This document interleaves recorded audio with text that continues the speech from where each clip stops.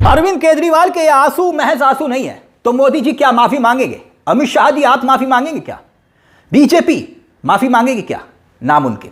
केजरीवाल के आंसुओं तक बात सीमित नहीं है, बात तो कुछ और भी है। कई हफ्तों महीनों तक बीजेपी के नारे क्या थे? शराब घोटाला, शराब घोटाला, शराब घोटाला, और उसी शराब घोटाले का जिक्र करते हुए सत्ता तक हासिल कर ली। अब आरोप ही खारिज हो गए, कोर्ट कह रहे हैं आरोप खारिज। 1.5 साल के अंदर 1.5 साल अरविंद केजरीवाल को अंदर क्यों रखा गया और आज यह क्लीन चिट कैसे मिल गई? देश की होनहार मीडिया के सामने अरविंद केजरीवाल यूं ही नहीं रोए, इसके पीछे एक वजह है। अपनी पत्नी और बच्चों से जब मिले ना तब भी आंसू रोक नहीं पाए। देखिए जरा, देखिए पत्नी और बच्चों से मुलाकात कर रहे हैं और आंसू बह रहे हैं।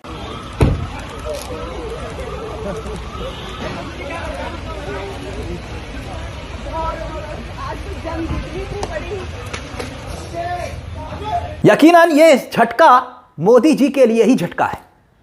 एक बहुत बड़े पॉलिटिकल झटके के रूप से आप इसे देख सकते हैं। अरविंद केजरीवाल, मनीष सिसोदिया के साथ साथ शराब घोटाले का जो केस पिछले लंबे वक्त से चल रहा था, एक झटके में 23 आरोपी कोर्ट से बरी हो जाते हैं। और आम आदमी पार्टी के लिए यह फैसला एक संजीवनी की तरह है।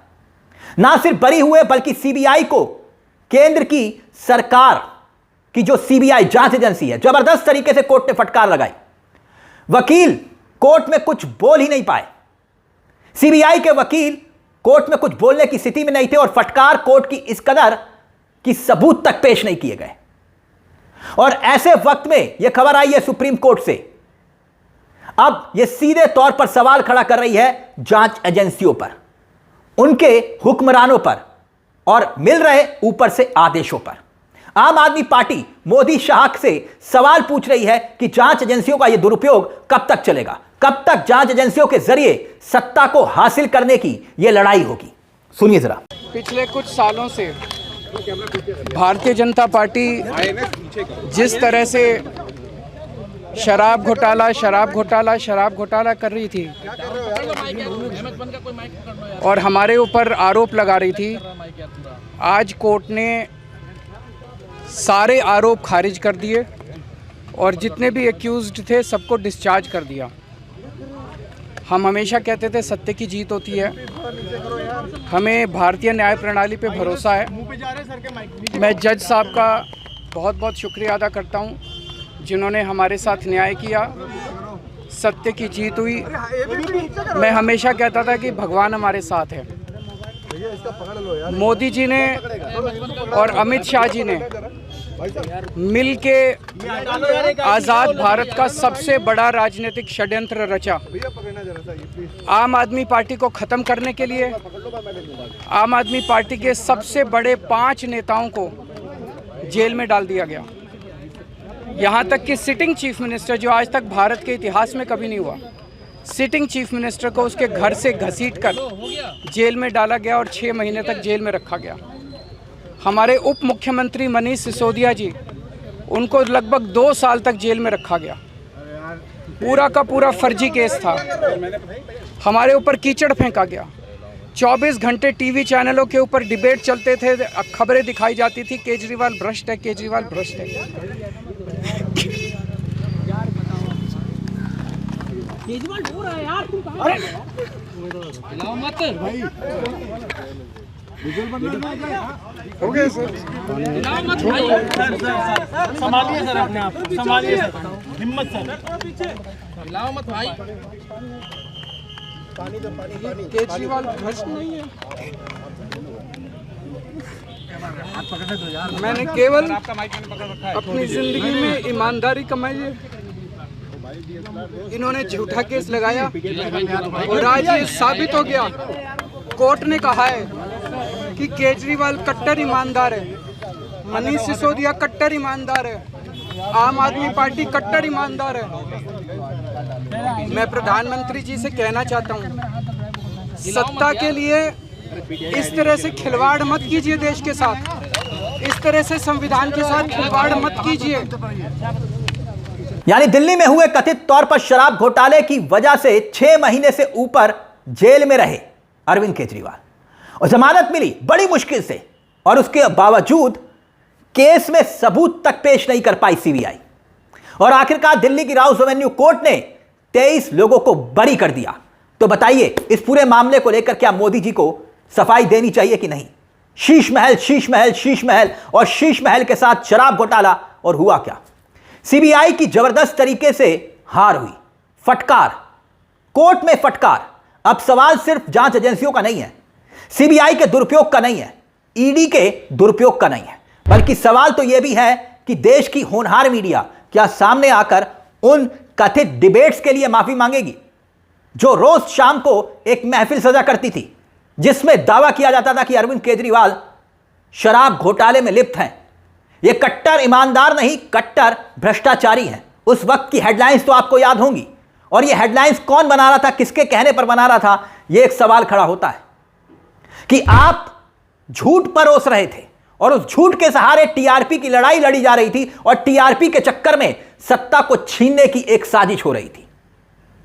अब किसके सामने और कैसे जवाबदेही देनी है, क्या यह तय होना चाहिए कि नहीं? जनता के साथ इतना बड़ा छल क्यों और किसके कहने पर देश की होनहार मीडिया ने किया?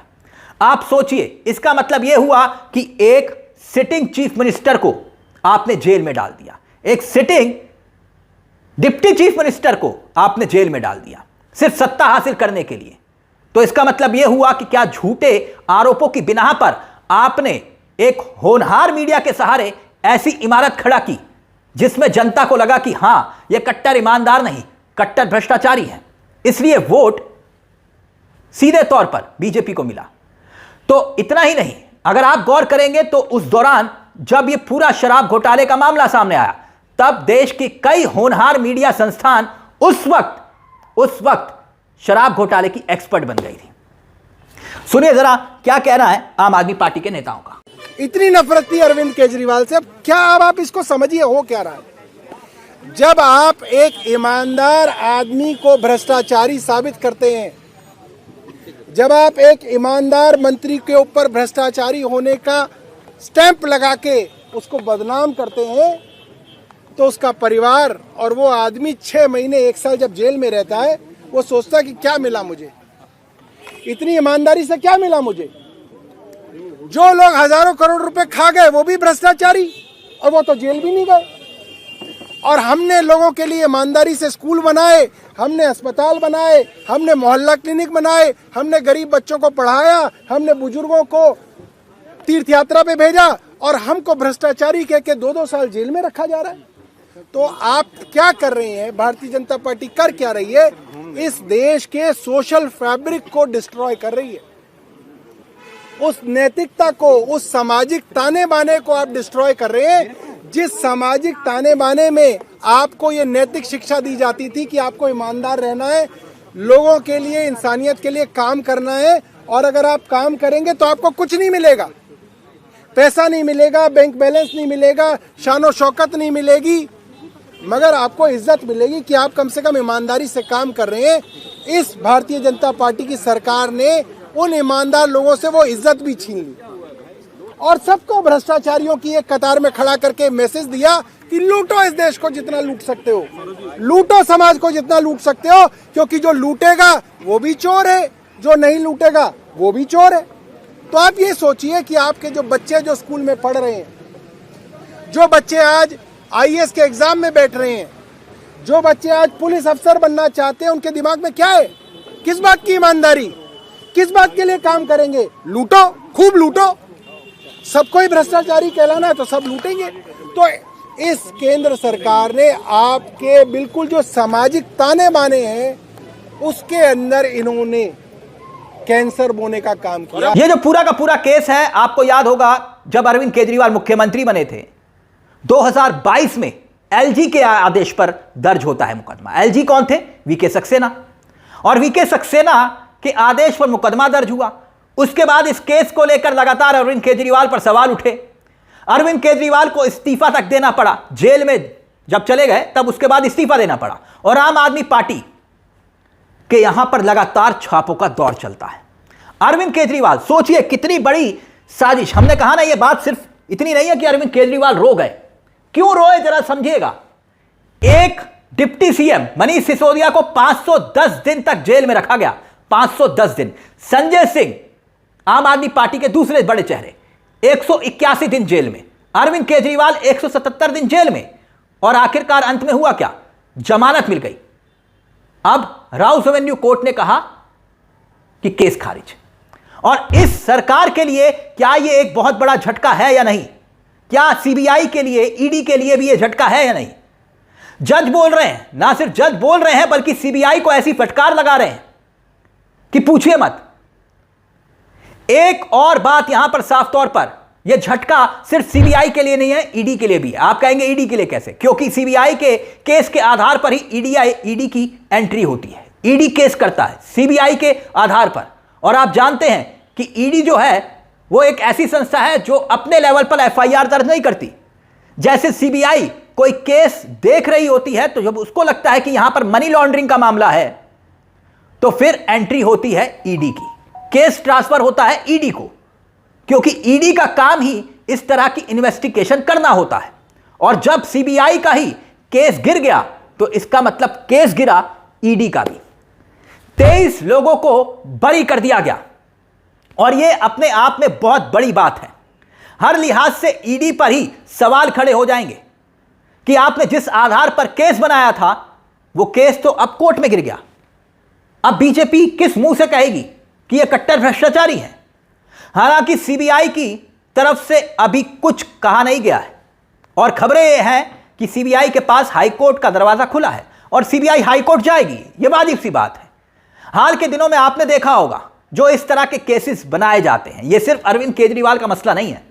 अरविंद केजरीवाल रोए, आंसू बहे और उसके पीछे उनकी पीड़ा है।